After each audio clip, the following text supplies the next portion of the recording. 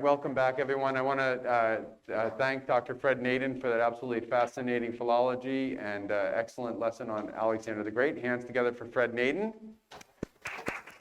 Dr. Fred Naiden. And before, I'm going to turn it over here to our another colleague, Louise McReynolds, the Cary C. Boshamer Distinguished Professor of History.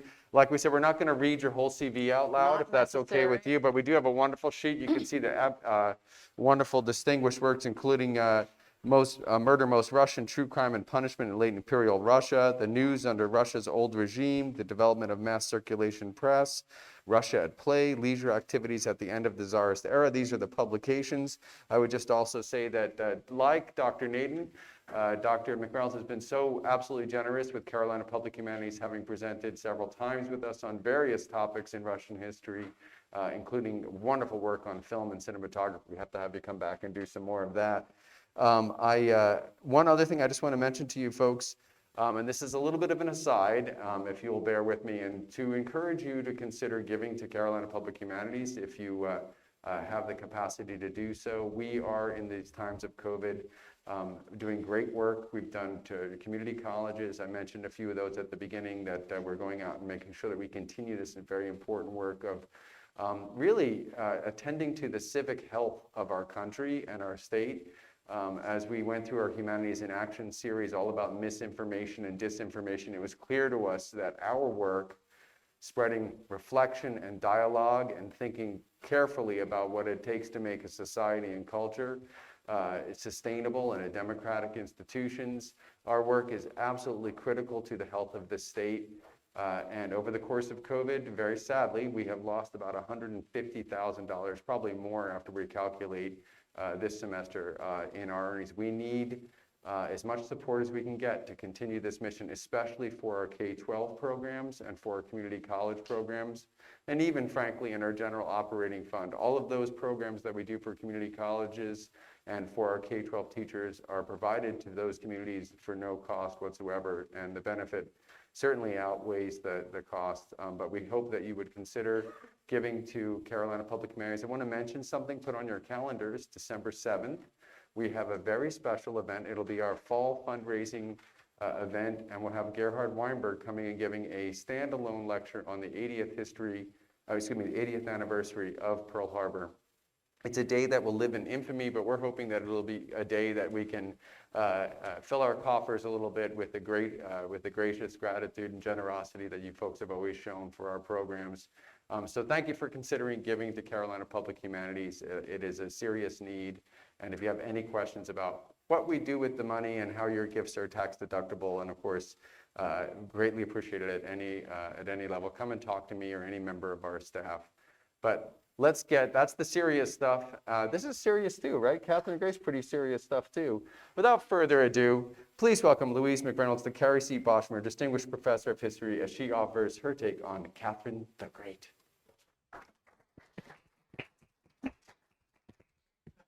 You'll hear me better if I take off my mask to speak. All right, so I'm going to start, since Fred set us up with what the great comes to mean over time, I don't need to explain any of that to you. It's taken care of. And I'm going to begin with this photoshopped picture of Catherine getting an injection, because one of the things that Catherine did in the 1770, anyway, fairly early in her reign, the bubonic plague had hit Russia. And of course, many of the people that she's in Moscow when she does this, she hated Moscow, dirty. But the plague had hit Moscow. Many people did not want to get vaccinated because, of course, the doctors were going to be injecting them with the disease.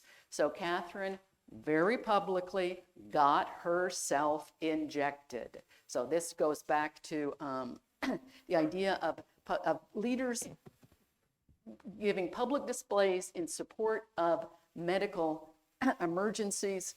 Goes back to Catherine. Yes. Oops. All right. Now, some of you might have seen the Helen Mirren, Catherine the Great, recently on HBO. Earlier, A&E did a series on Catherine starring Catherine Zeta-Jones. So Catherine is an extremely interesting figure, but Catherine in real life is more interesting than fiction. But I have to show you the classic, Marlene Dietrich as the Scarlet Empress, Catherine the Great.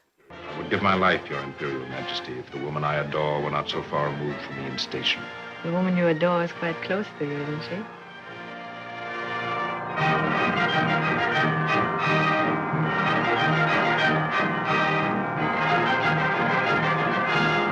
I think I have weapons that are far more powerful than any political machine.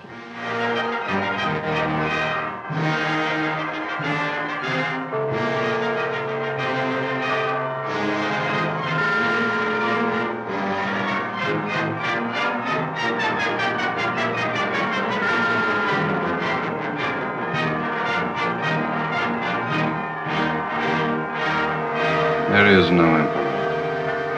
There is only an empress.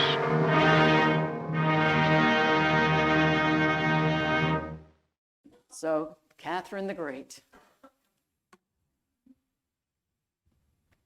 Okay, there.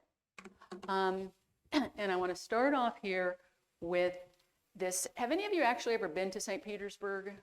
All right, then you recognize the Bronze Horseman.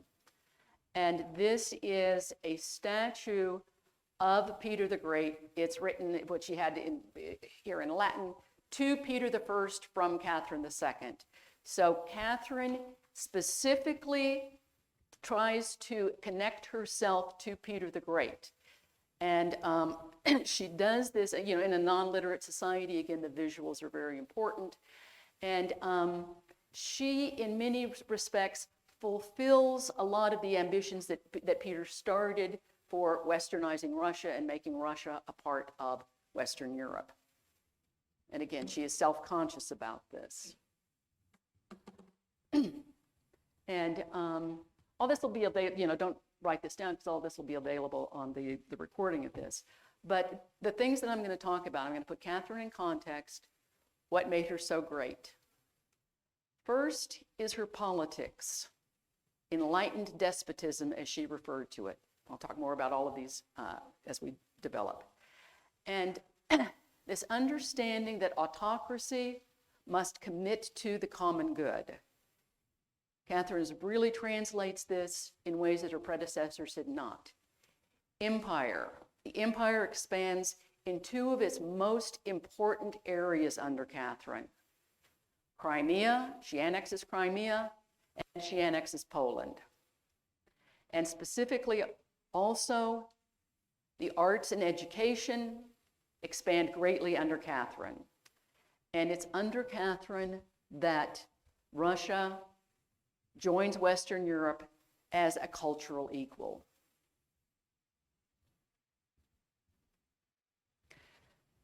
Now, this really has to be emphasized, the political historical context of Catherine's reign. Because Catherine, as you will see, will play an extremely important role in the Enlightenment itself, the idea of reason replacing superstition in politics, as well as education, the French Revolution. And to the background of Catherine's reforms, it's impossible to overstate how the fact that the Enlightenment ended up in this revolution, with the King of France getting his head cut off in the public square, the reaction that sparked, not just in Russia, but throughout Europe. But Russia becomes an important site for many, not just the French aristocracy, but especially, of course, the French aristocracy, because they're the ones getting their heads cut off. A site where people, and this is something that I want to emphasize, kind of the presentism of this also, because it's something that Putin is also self-consciously trying to do, present Russia as an alternative to political chaos, too much liberalism, et cetera. in the West. So Catherine accepts that Russia provides an alternative. And I can't go into the reign of her grandson here, but it is Alexander I, Catherine's grandson, who defeats Napoleon. So Russia is doing something correct in this. You might not like it, but it's successful from the Russian perspective.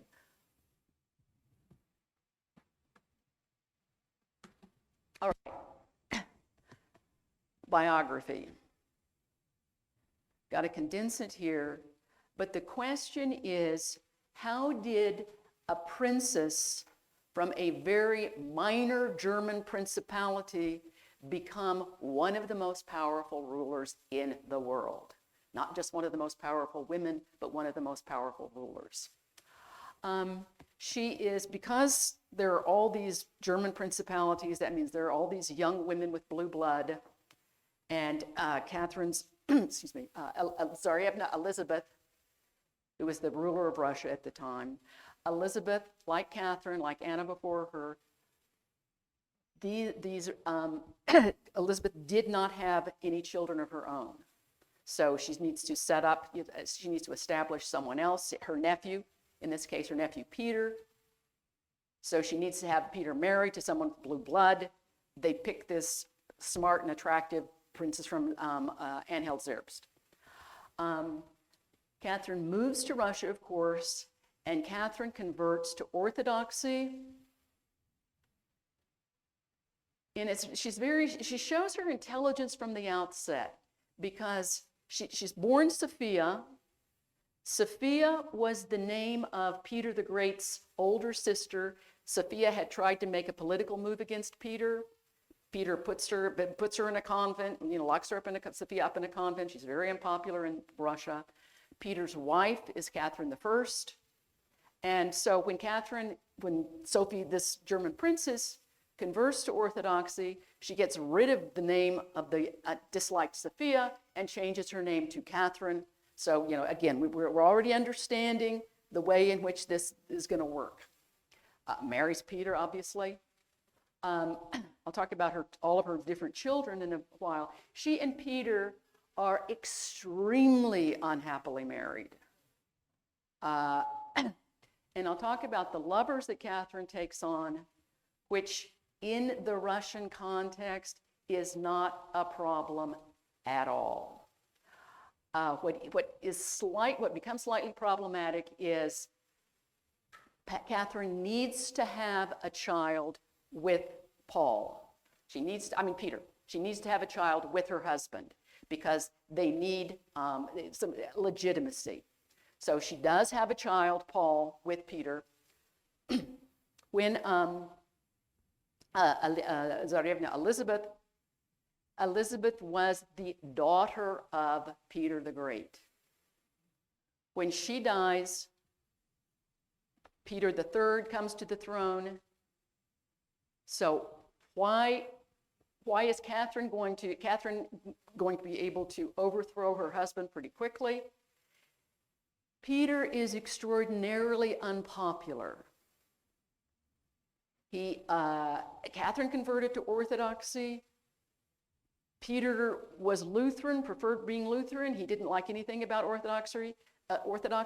He was abusive to the nobility, to the guards, and it does not take any problem at all for the guards to kill Peter. Well, for example, at Elizabeth's funeral, Catherine's there pregnant with somebody else's baby, but she's at least dressed in black and crying. And Peter's drunk with his mistress and laughing about the whole thing. It's like Peter just thinks that he gets to be czar and gets to have all of this power. And it's like, no, you actually do have to be responsible to the population. So Catherine is supported by the guards regiments because she had already in the first decade shown great leadership through support for education, for having salons, for encouraging culture. And she's able to ascend very easily on the technicality that she is ruling in her son's name, in Paul's name. Paul is a young boy. Nobody wants a baby on the throne. This is, this is the technicality. But what Catherine does is she sends Paul outside of Petersburg to be raised. So people never really have access to seeing Paul or much contact with Paul. And when Catherine dies and Paul does come to the throne, he, like his father, he is going to be murdered and gotten rid of because he's more his father than his mother. That's just a kind of an aside there. But so Paul is out in Gatineau. We don't have to worry about him, but I can answer questions about Paul if you want to. And the word is favorite, favorit. This is the word used for the lovers of these Tsarevnas. So the fact that Grigory Orlov is her first favorite. He's the president of the Free Economic Society. And this is one of these societies that Catherine sponsored the organization of early in her reign. It's an idea of getting educated people together to talk about how to improve Russia economically. And Orlov is the father to her children, to the other of her children. And the children with Orlov are given the surname Bobrinsky. There is never discussion or issue of any of the Bobrinsky children assuming the throne. It becomes an important noble family in Russia, the Bobrinskys. So again, they get to be important, they get to be politically powerful, but never a question that one of them would assume the throne.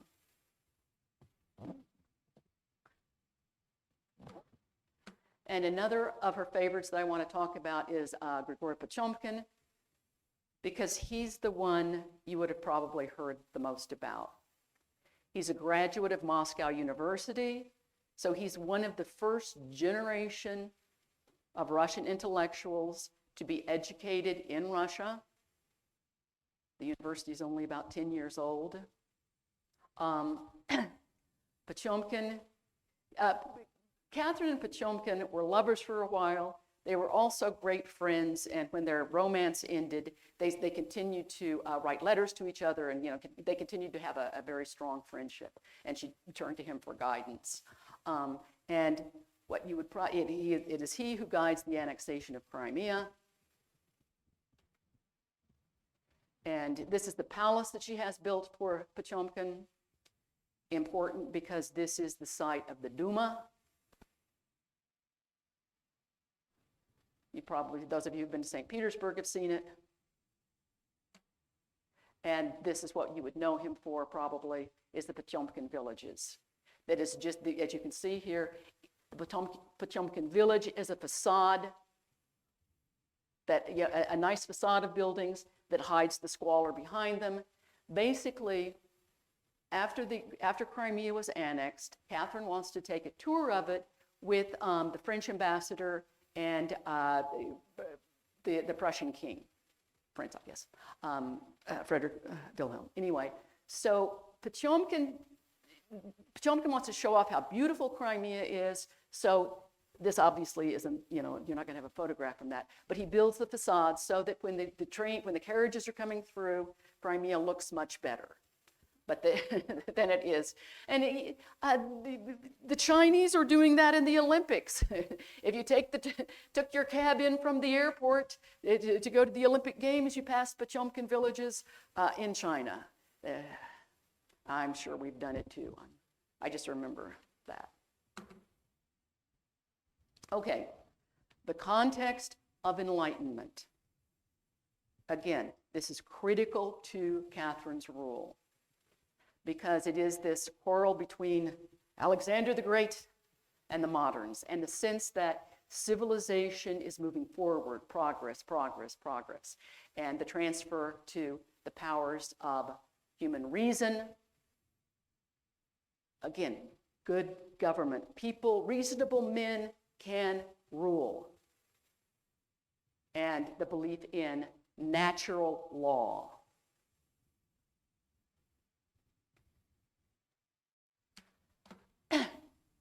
Catherine not only corresponded with the Baron de Montesquieu, she's very open to these ideas about change, political change that are coming out of the Enlightenment. It's Catherine the Great who subsidizes Diderot's encyclopedia.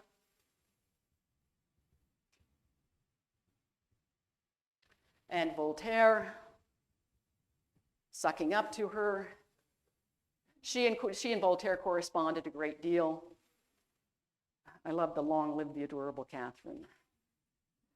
But I also I feel very important of reminding everybody, and we'll get to this also in the French Revolution, that the Enlightenment has incredibly dark strains to it. This is problematic. When you read Voltaire in school, you read Candide. You don't read his treatise on the Negro or the Jew, which he also wrote. The idea that the Negro as a species of men is different from ours as the breed of spaniels is from that of greyhounds. He was a polygynist. Negroes cannot be of the same species as white people. The Jews, ignorant, barbarous people, sordid avarice, detestable superstition, invincible hatred for every people by whom they are tolerated and enriched. Like you're tolerating and enriching them. So, and Rousseau and natural law. The education of women should always be relative to that of men. To please, to be useful us, to make us love and esteem them, to educate us when young, to take care of us when grown up, etc., etc. These are the duties of women at all times, what they should be taught in their infancy. So again, Catherine is also aware of some of the dark strains. And for Catherine, enlightened despotism, the sovereign is absolute. This is something that Catherine and those who succeed her keep coming back to, that Russia is too big, that Russia needs an enlightened person in charge, someone who has the public good, so that we cannot have competing interests. If I can just point you to Washington today, Catherine wants to be able to rise above squabbles and be able to make the decisions for the common good. But of course, that means how she understands the common good. Now, again, listening to Montesquieu, she does, in fact, early in her reign, call a legislative assembly. Now, this is not going to be elected representatives, but it is going to be nobles throughout the empire who want to participate in making some political decisions. She wants to bring in these ideas of good government. She wants them to discuss them, come up with laws, a legal system. Because what Russia has at this point is every czar has been issuing decrees. Some contradict each other. She wants some order. We need to put some order into a legal and political system for the empire.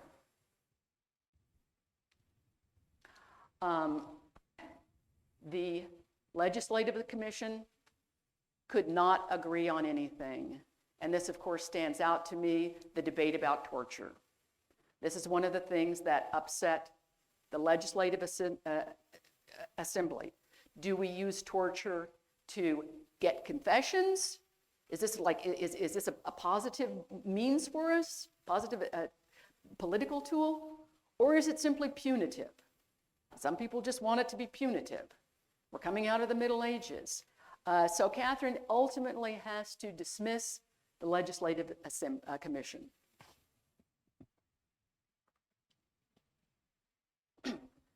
Catherine and empire.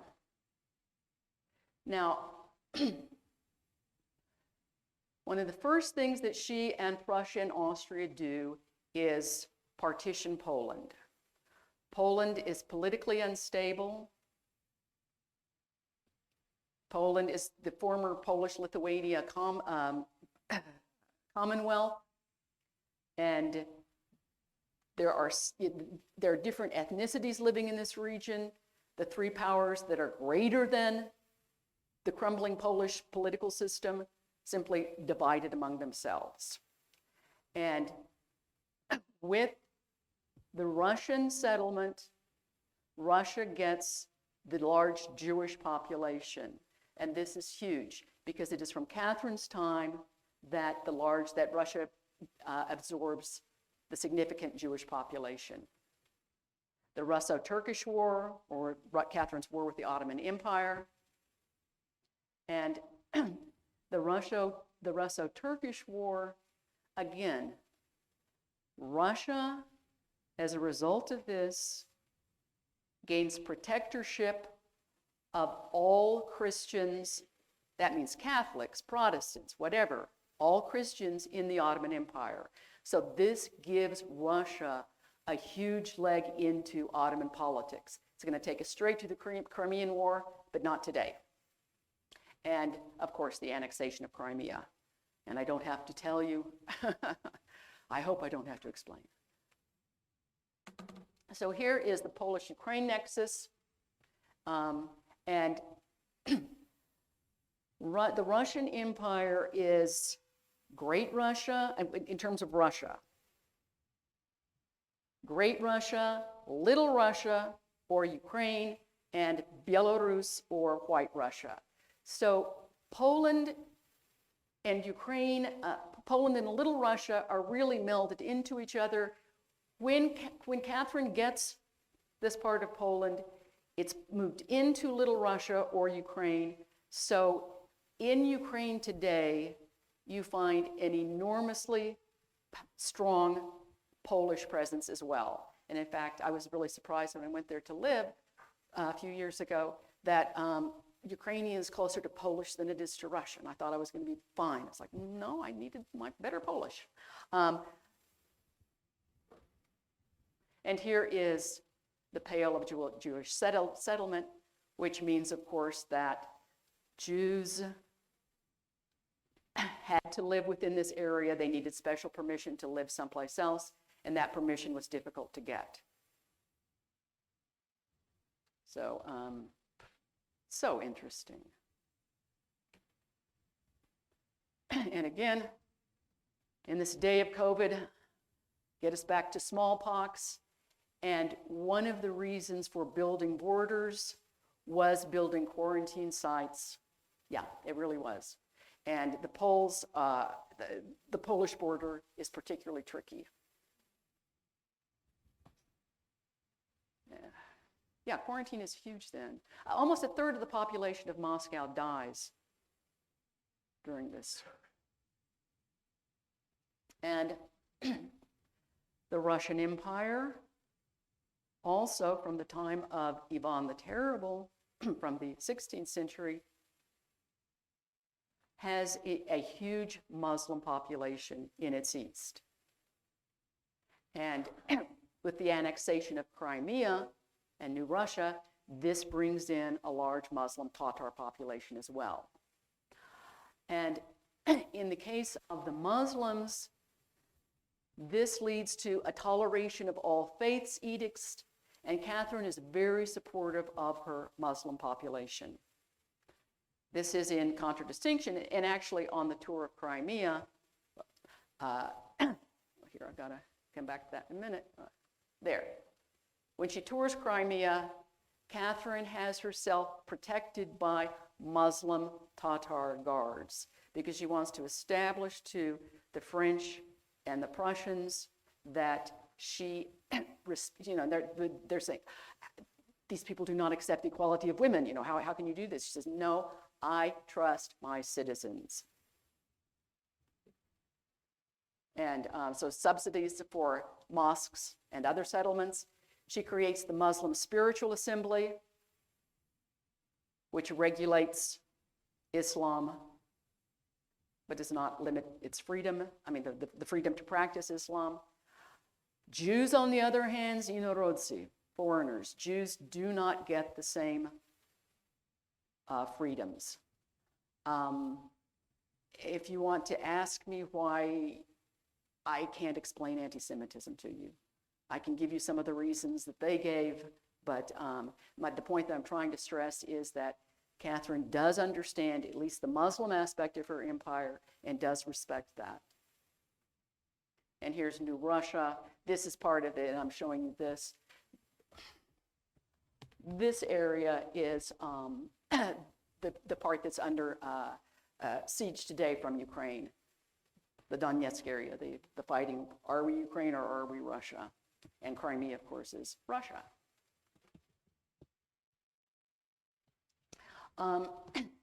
This is the chapel, the Chesme Chapel outside of Petersburg. Did any of you get to see this? Okay, it's just gorgeous. It's just stunning. And you can see the Eastern orientation of the design. Again, Catherine uses visuals. She understands the importance of visual architecture in particular to making a statement.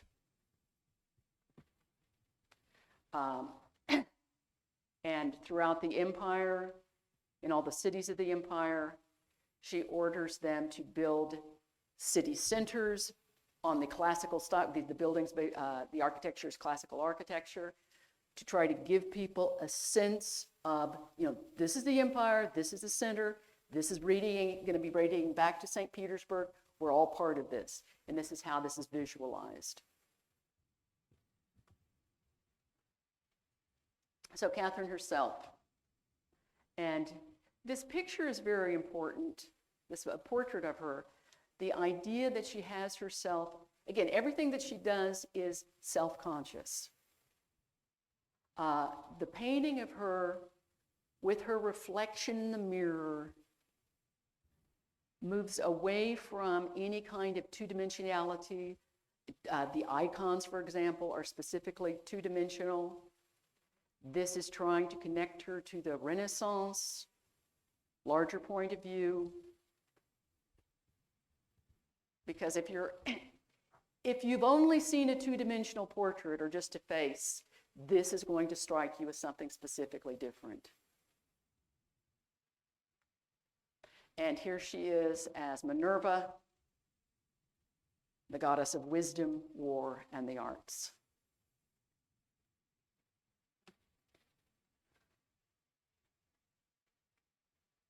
Now, it's under Catherine that the intelligentsia develops in Russia. And I know you've heard the term before, but what it means in its specific historical context is that it is a group of men and women, educated, who identify themselves as social critics.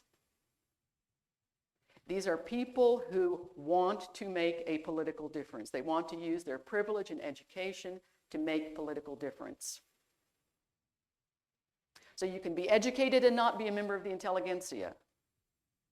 It's about what you want to do. And under Catherine, we see the development of a public sphere, public culture. Literacy extended. Periodical literature, she's very supportive. She's an editor herself of a journal, of all sorts. She really wants literature circulating. I mentioned Grigory Orlov and the Free Economic Society.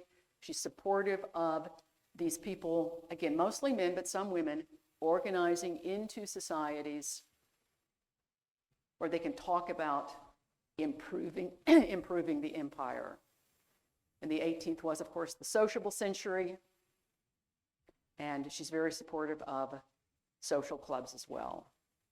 So there's a kind of freedom that freedom of intellectual discourse under Catherine that she's encouraging.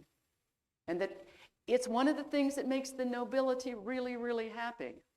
That we support her, we like these things that she's doing. And of course, if you haven't been to the Hermitage, you've at least heard of it.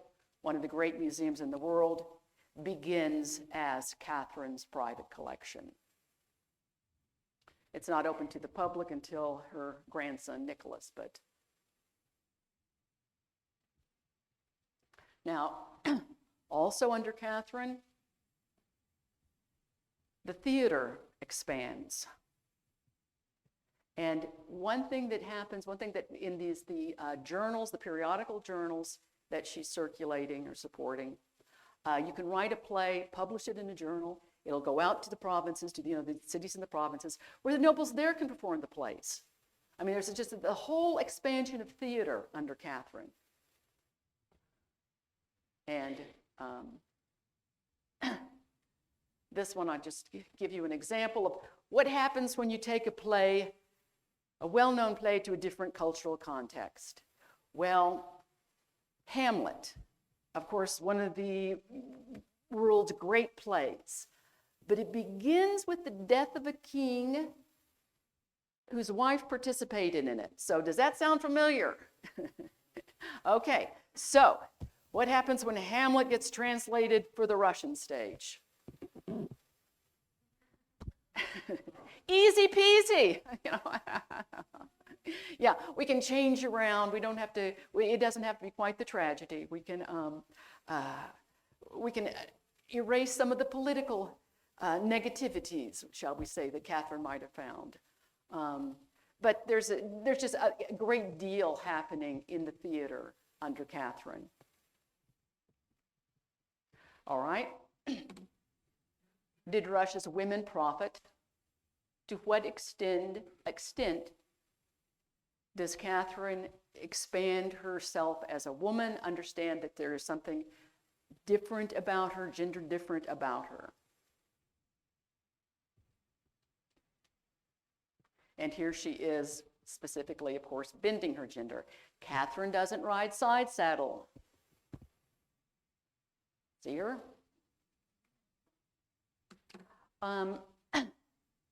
Under her, I've just got the most prominent example here of Catherine Dashkova, who, again, all of these people were fluent in multiple languages. And Dashkova, English was her second language, pretty much.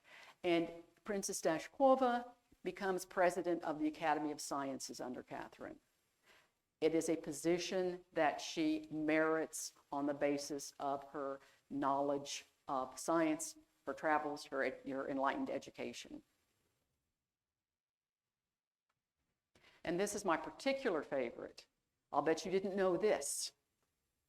John Paul Jones is an admiral in the Russian fleet after the American Revolution. He rapes a peasant girl. Catherine gets rid of him. His soldiers don't want to, the sailors don't want to fight under him. And if you doubt me, all of the papers for this are in the Naval Academy in DC. Yeah.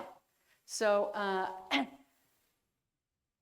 in Russia, from medieval times, a woman's charge of rape was respected. And there are many witnesses to what John Paul Jones did to this girl because he didn't think that anybody would care. It's like, no, you don't get to come here and rape our girls. Which I actually think is I'm very supportive of that. Educational reforms under Catherine. Plan for education of both sexes. Catherine wants to educate women, and she specifically sets up 2 schools. These schools, the Smolny Institute and Novodevichy, are almost comparable to the cadet corps, to the cadet academies. These are for the most privileged of the young women. Other women can study in the public schools, but there are going to be many fewer public schools because it's hard. First, you need a pedagogical institute. The first thing you need to do is to train teachers. So that's happening at Moscow University, but it's to educate an empire as large as Russia. They're not producing enough teachers fast enough to spread literacy throughout the empire. But Catherine, and here's the Smolny Institute, which is just gorgeous in St. Petersburg, and Novodevichy in Moscow, which again is stunningly beautiful. Novodevichy is today, the cemetery at Novodevichy is where the greats, the luminaries, are buried from the Soviet Union. Khrushchev, for example, is buried here. Brezhnev, I mean, this is, Lenin, of course, has a tomb all to himself, but the rest of them.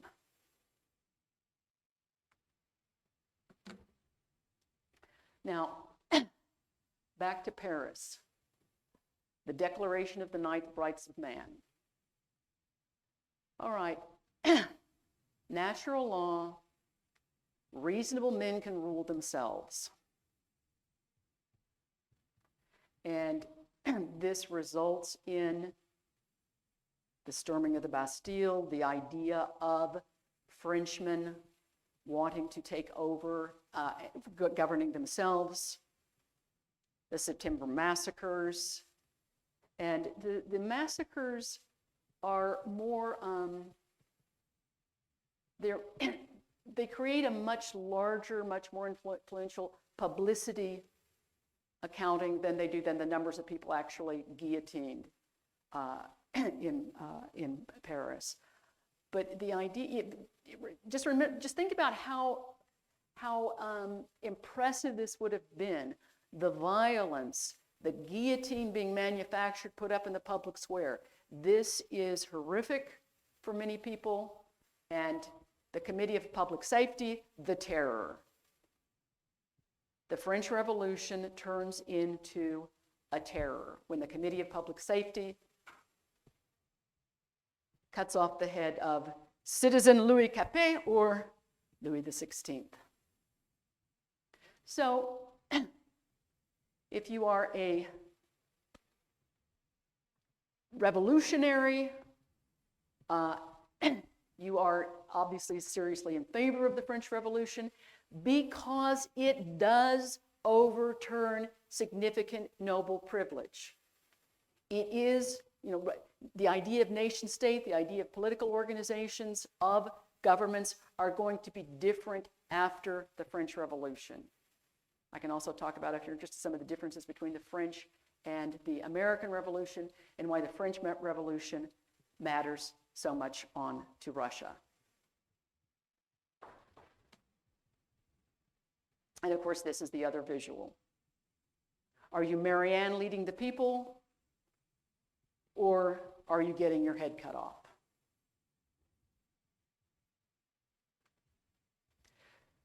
So back to Russia for a minute. And Catherine, earlier in her regime, early in her reign, had suffered a peasant rebellion led by Emelian Pugachev. Pugachev is able to muster a significant number of peasant discontents from around the borders lands, really, of the empire. There's a significant amount of noble blood spilled under Pugachev. Catherine's army quickly and successfully puts him down, but this is not the first, nor will be the last peasant revolution in Russia. So Catherine has experience with the kind of violence that's being perpetrated in France. These people, the Pugachevs have they have no political program like Robespierre does. But again, it is peasant violence. And I've got a quote here from Alexander Radishchev. The serfs spared neither sex nor age. They sought more the joy of vengeance and the benefits of broken shackles. Now, Radishchev is extremely important for us as a member of the intelligentsia, because Radisha remembers distinctly how the peasants were coming to kill his family, how it was serfs, it was the people that the enslaved to his family who saved them, who hid them and protected them from the mob. And Radishev writes this book, Journey from St. Petersburg to Moscow, in, oh, I don't have the date up there for you, 1792, an auspicious date. And this book, it's passed by the censors, there's no problem with it. This book is an absolute indictment of serfdom, because the person taking this journey is constantly being encountered with serfs, with oppressed serfs. So basically, what this book does is expose the abuse of the enserfed population. So Radishev publishes it, and as the September massacres are occurring, and this is when Catherine, after all that she had done to encourage the circulation of ideas, this is when she clamps down with censorship. And so it's this response to the terror unleashed by the French Revolution. Radishev finds himself exiled. Men who had been publishing freely and supporting Catherine find themselves in prison. And so it's a sad end to her reign if you were a member of the intelligentsia. But I want to show you here Armand Emmanuel de Vignerot du Plessis, the Duc de Richelieu. He's one of the most important of these French nobles who happily come to Russia. He's made governor of New Russia, that territory in the south and in Ukraine that had been, in Crimea, that had been annexed by Catherine. He's the governor of New Russia. He's a respected leader there. And after Napoleon, after the Napoleonic Wars, when Europe, I should say, tries to put itself back together, the Duc de Richelieu returns to France as the foreign minister of France, and his very close connections with Russia are obviously going to be very beneficial to Russia. So this is part of a larger diplomatic revolution that happens as a result of the Napoleon. Excuse me. Allergies, I swear it's not COVID. Listen to me breathe. No respiratory issues. I had not seen it, thank you.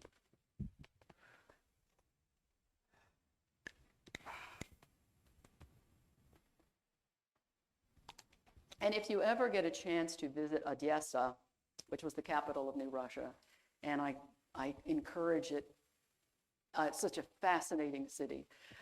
Down by the Black Sea, you will see a large statue of the Duc de Richelieu. Street's named after him. Have any of you been to Odessa? 3 of you. Isn't it gorgeous? Yeah, I mean, it's just... Okay. And I want to conclude the talk here and open it up to questions with some of these bigger issues of, we've seen what Catherine has done for Russia, and one of the things that Catherine is trying to do, of course, is to make Russia significantly a part of Europe. Does Europe accept her? And here we have the French satire of the Polish situation. We see heads of Poles being brought to Catherine. So no, the French are much more hesitant. The imperial stride, again, as in the movies that you see made in the West, it is the French in this case, the British also did this, who sexualized Catherine, all the men looking under her skirt. her naked breasts showing.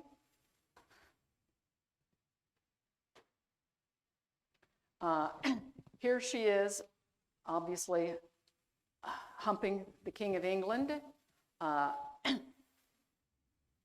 Catherine, during the American Revolution, set up a neutral. She tried to override the blockade, the continental blockade, because she wanted neutral countries to be able to trade. So Russia plays a very minor, but it does play a role in the American Revolution, in the sense of the British British trying to maintain their control of the American colonies. So again, sexualizing Catherine. And here she is protecting the Prussians, the Christian Amazon, protecting the Prussian here from the Ottoman Empire. Again, bending her gender. So she's recognized on the European continent, and she's slightly feared on the European continent. So Catherine is always controversial. Her presence is always felt. What makes her great is that Russia is significantly different at the end of her reign than it was at the beginning in terms of its political situation, its role in the continent, and the empire itself. Elizabeth and the czars who had preceded her certainly did not give Russia the kind of profile that Catherine does on the European continent. Okay, so I am open to questions. Reynolds, thank you. Put your hands together. Thank you. We have time for questions. We'll start with questions in the audience, and I'll start here with Abby. Was Catherine's son really Peter's son? Yes. Okay. Yes.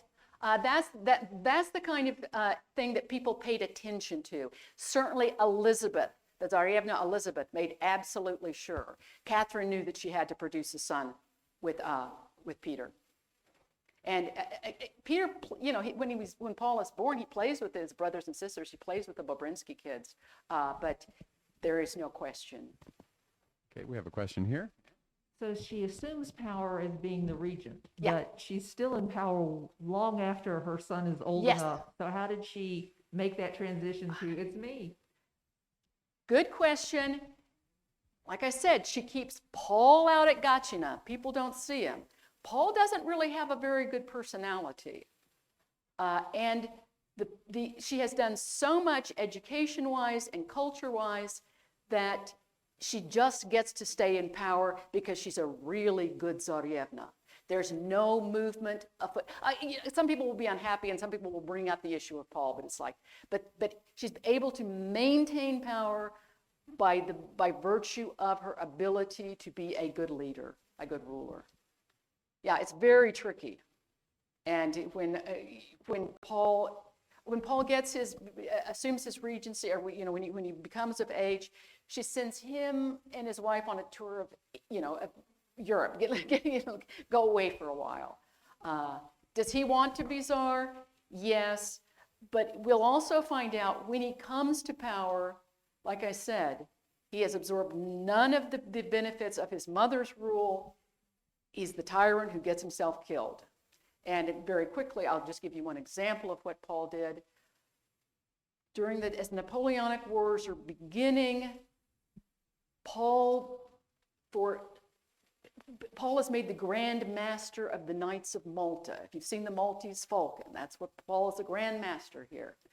And the Knights of Malta, this obscure little group cult on this little island, Great Britain captures them from Napoleon. They want their independence from Great Britain. Britain is kind of looking at them and going, no, we need this island for strategic reasons. So Paul, as their Grand Master, declares war on England and sends the Russian army to invade India. Okay, the armies, the officers are looking at this going, we're going to invade India. Time to kill this man and stop this nonsense.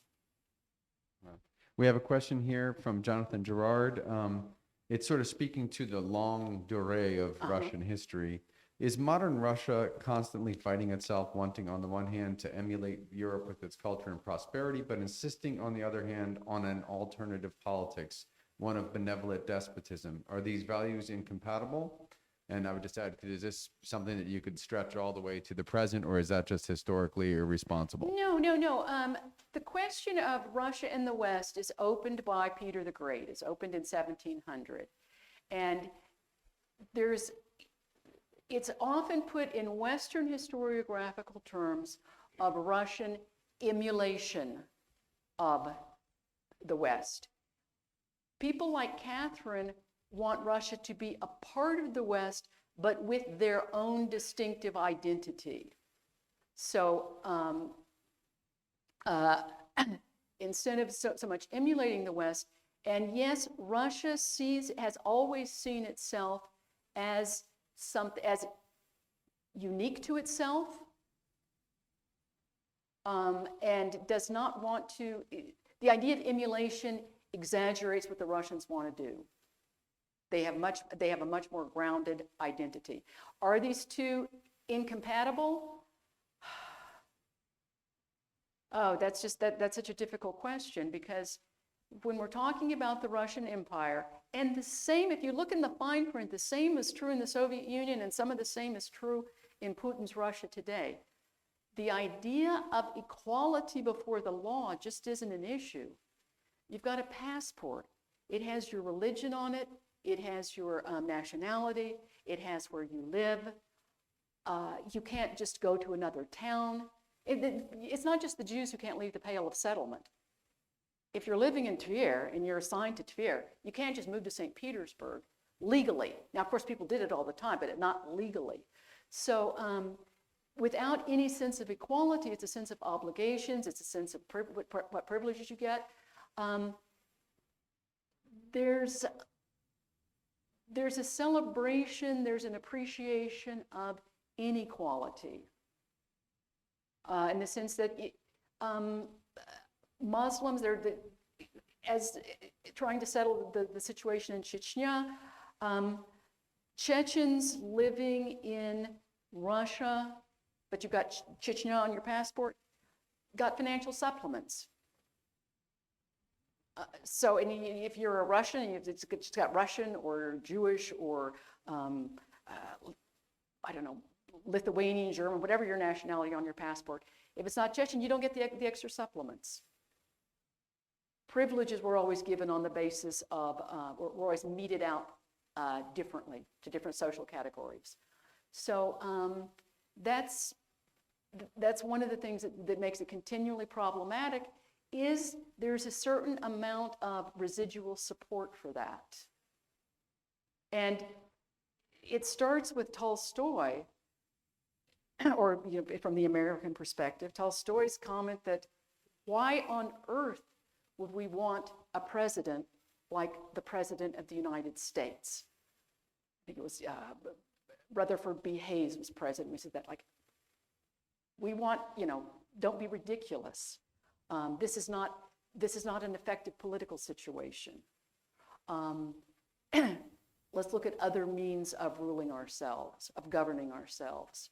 So that's not a black and white question or a yes or no question. Okay, thank you for that. I thought we have some questions. I see your hands up. We'll get to you. Sam? Real quick, following on Professor Naiden's comment about Russia being the only country with the greats. At what point did Catherine become the great, and was she trying, if it occurred during her rule as opposed to sort of a historical afterfact, was she trying to build on Peter's Absolutely. Reputation? That's why she built the Bronze Horsemen immediately. Yes, she is absolutely establishing herself as the successor to Peter the Great as Catherine the Great. Okay, we have a question over here, Bob. Not Catherine the Horse. I have two. Okay. The Bobrinsky children, where does that name come from, since it wasn't Orlov's last name? I don't know.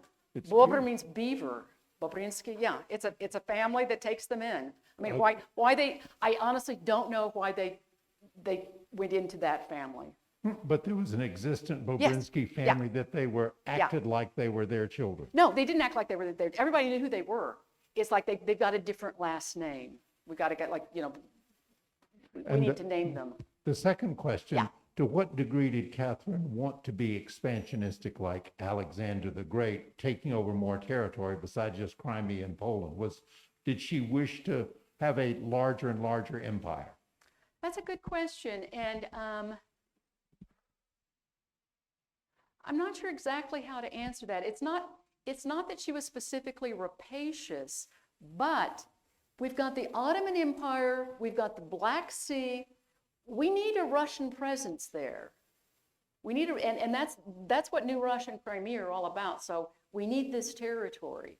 And Poland is collapsing. All three of the governments want political stability on those borders, and Poland has been described as the dagger God stuck in Russia's heart. Poland brings nothing but problems to Russia. But she definitely wanted a presence in the Black Sea. The Black Sea is the only way that you're going to get out to the Mediterranean. That's going to give you, so that definitely. Okay, we have a question here. It seems like she was such a forward-thinking and innovative leader for her country. And I wondered, in your exploration and reading and learning about her, did you find any pivotal moments or individuals that helped her develop her leadership style and thinking? That's a really good question. And the answer is no. The answer is nobody's exactly sure why she, of all people, latched on so quickly to the Enlightenment, how she understood the importance of what was happening in France at this time. Because she was this, barely educated German princess who comes when she becomes married to the successor of the Tsar in Russia, she of course gets access to privilege, but why she develops it, and it's the question that I think Max raised at the beginning.